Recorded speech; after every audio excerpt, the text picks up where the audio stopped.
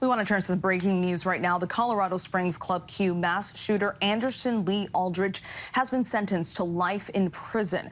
This after the killer pleaded guilty to 5 counts of murder and 46 counts of attempted murder during an arraignment earlier today. To those 5 counts of murder in the first degree, how do you plead? Guilty. Aldrich, who identifies as non-binary, also pleaded no contest to 2 counts of bias-motivated crimes. The 23-year-old's legal team reached a plea deal that helps Aldrich avoid the death penalty. Now, following that arraignment, survivors and families of victims read aloud impact statements.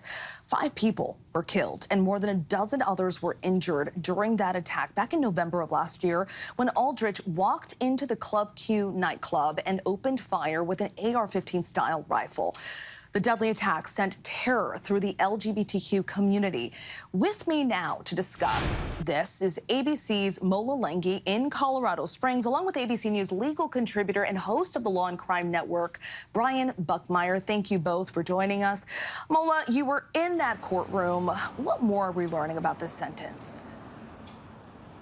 Well, Stephanie, for the 5 murder charges, the district attorney asking the judge for 5 consecutive life sentences without the possibility of parole. For the 46 attempted murder charges, he asked for a total of 2,208 years. That's 48 years for each of the 46 attempted murder charges. The judge agreed with the DA and tacked on an additional 3 years for that bias-motivated crime charge. The judge addressing Aldrich directly at one point, saying, quote, "When you commit a hate crime, you are targeting a group of people for their simple existence. Your actions reflect the deepest malice of the human heart." Now, speaking to the court, the DA talked about the importance of that bias-motivated crime charge and how it helps answer the why questions, saying that that charge speaks to the why this happened, why Aldrich did what he did, and how important that is for families to have those why questions answered. The judge did give Aldrich the opportunity to speak. Aldrich did not want to address the court directly, but through their attorney, telling the court that they are deeply sorry and deeply remorseful for the pain and hurt they caused. As you imagine, Stephanie, for most of the families, most of the survivors, that simply was not enough. Of course not. And speaking of the families, Mola, survivors and families of the victims, they read aloud impact statements, and that's usually a very emotional time, especially if you're in that courtroom and you're seeing those emotions. Aldrich was also there. What was his reaction like, and also what stood out to you?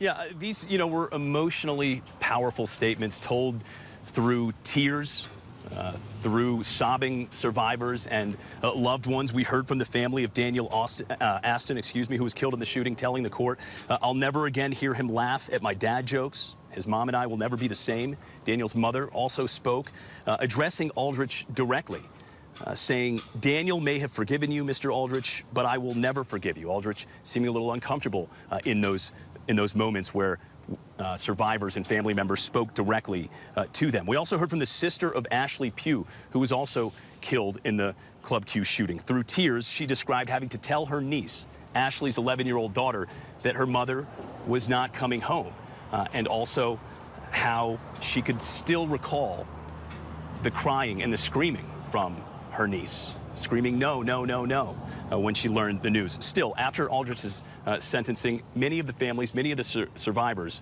expressing a sense of relief that he was sentenced to life in prison. Oh, so awful. Those families forever change. Brian, I want to bring you in. Aldrich, who identifies as non-binary, pleaded no contest to 2 bias-motivated crimes. The defense team seems to be standing firm in their argument against those claims, saying Aldrich suffers from mental health issues and both substance and physical abuse. What was your take on the defense's strategy? Yeah, so I think for the defense, this is the ability to squeeze out the smallest of victories, because they knew they were not able to really push back on the murder or attempted murder charges, but either because of their client or because of them just advocating zealously for their client, they squeezed out this small bit of a win, I would say, so that he doesn't have to get up there and say, I did this because of bias. I did this because of who these people were. Now, did he still get a lot of jail time, not only with that bias motivated charge, along with the murder charges? There are 5 consecutive murder charges, and then I believe 46 attempted murder charges. He gets 48 years for each of those. But I think kind of breaking it down to no bias motivation, not have to say guilty to that, helps in some way for their client. Brian, thank you so much for your insights. Mola, thank you as well there for us in Colorado. Hi, everyone. George Stephanopoulos here. Thanks for checking out the ABC News YouTube channel. If you'd like to get more videos, show highlights, and watch live event coverage, click on the right over here to subscribe to our channel. And don't forget to download the ABC News app for breaking news alerts. Thanks for watching.